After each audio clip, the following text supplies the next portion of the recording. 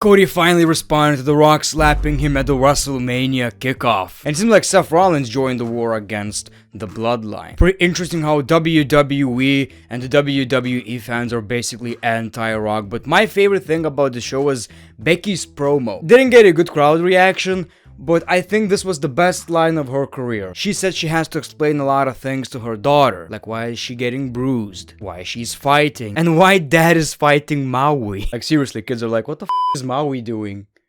What the f? Maybe that should be The Rock's gimmick. Explain to me, why did you attack an employee? What can I say except you're welcome? Now, we did get a couple of promos on the show, but this was heavily focused on wrestling qualifying matches, and I did enjoy the show. And sorry for lack of energy today. When I focus on YouTube, start uploading a lot, I tend to ignore my health. I tend to ignore a lot of important things in life. Like sleep. It happened before in like 2022 and I was really uploading a lot of videos and I barely got any sleep. You get like 4 hours of sleep, it adds up, or you have a lot of stress. And then you Google, why my chest hurts? It's so out of nowhere. Okay, I'm basically killing my retention right here. Who gives a f? Let's talk about Monday Night Raw. Let's talk about the show. Welcome back to the channel. Like, subscribe if you already didn't.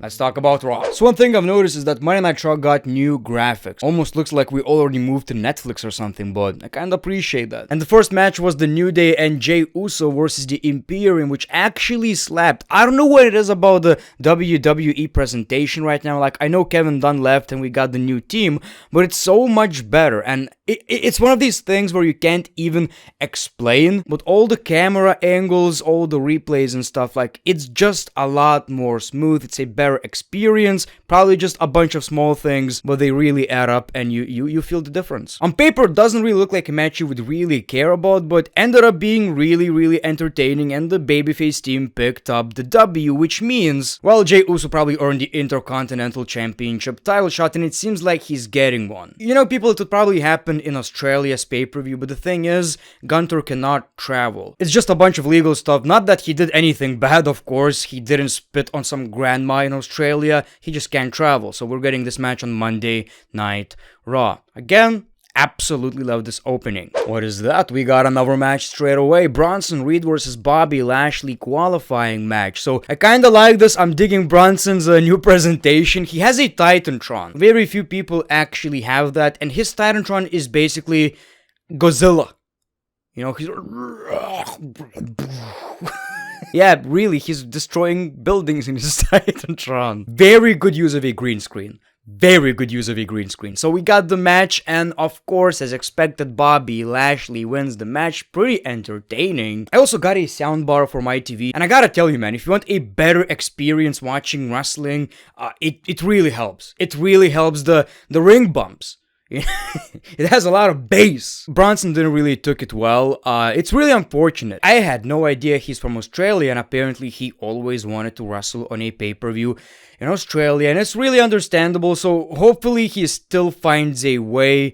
I don't know if it's a match or something, but hopefully WWE can still make it work. Sami Zayn talked about how even though he lost again, he still believes in himself, and if he doesn't believe in himself, nobody else will. So he is going to, you know, keep on working, and we see Shinsuke Nakamura. He sees a lot of Cody in Sami, and it seems like Shinsuke's next target is Sami Zayn, which was today's main event. It was time for Cody Rhodes. My man is over. He says the only reason he can say that he's challenging Roman Reigns for the Undisputed Championship is because of the fans. He says they made their voices heard, and he's a passionate guy about WWE and his legacy in the company. People started chanting, "We want Cody," "Rocky sucks," and Cody even got emotional. You know, I've kinda realized, when was the last time WWE had a babyface like Cody Rhodes? It's really hard to have a successful face of the company who's a good guy, and I feel like it's working because you can kinda believe that this is legit Cody. You know that he's not just playing a character, he really cares about this. Like, half of his promos are basically just truth, right?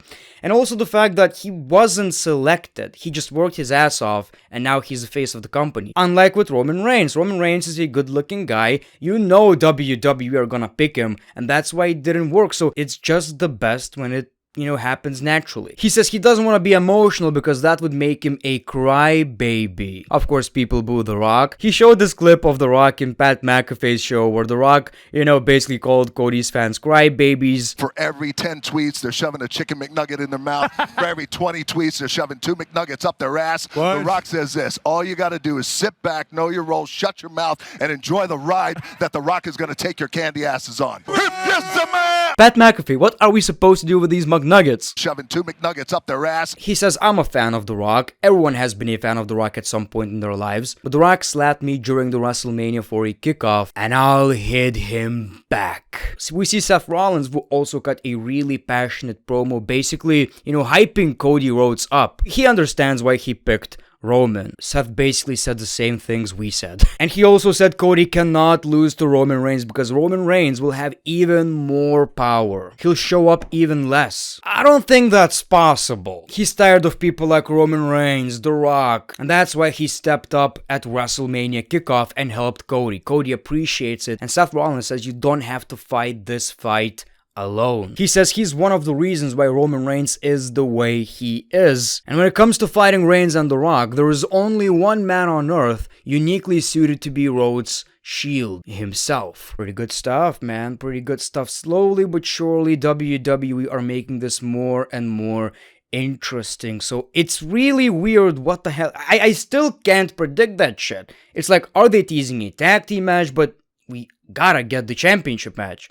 Are we getting Seth versus The Rock? Like, I made an entire video about this. It's my previous video on the channel. Make sure to check that out. But it's really, really fascinating. And you know what? I'm not actually complaining. Don't get me wrong.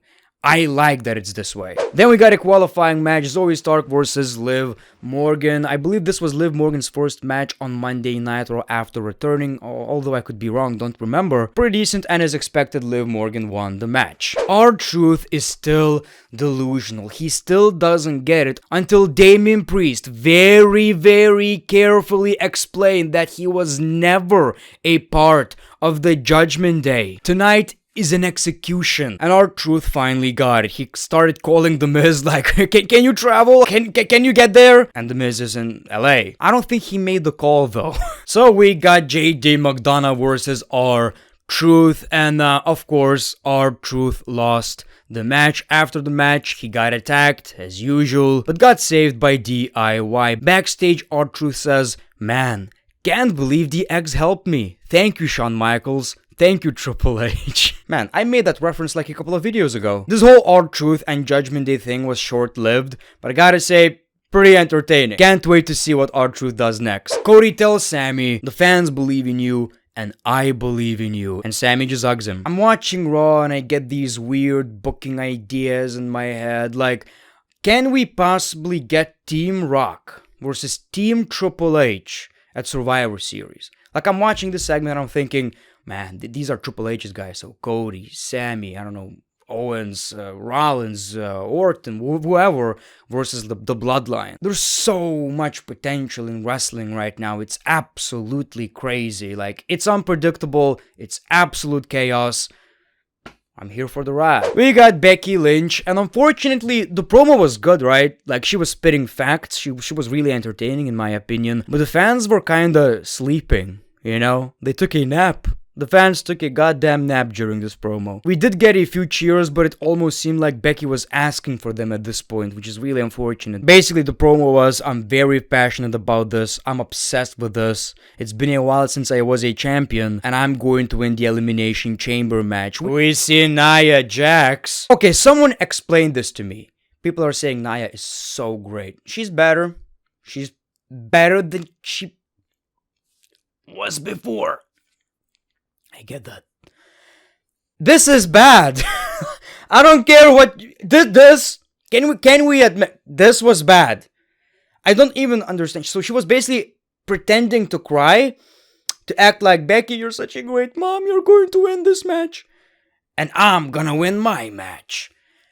What was the point? What was the point of the cry? Why? She's not even in the same match. And then we see Rhea Ripley. We got this brawl, and Rhea is looking badass. And of course, she's going to whoop Nia Jax's ass at Elimination Chamber. That finisher to Nia is going to look really good. We got LA Knight versus Ivar. LA Knight is still over, which is really awesome. It was really weird watching LA Knight on Monday Night Raw, but he really fits in for whatever reason. I don't even know why. And I was honestly surprised by the fact that LA Knight won. Not because he wouldn't beat Ivar. Of course, he's the one that WWE are pushing, but I thought since he cost AJ the match, AJ would interfere. Just imagine the heat Drew McIntyre is going to get once he pins LA Knight.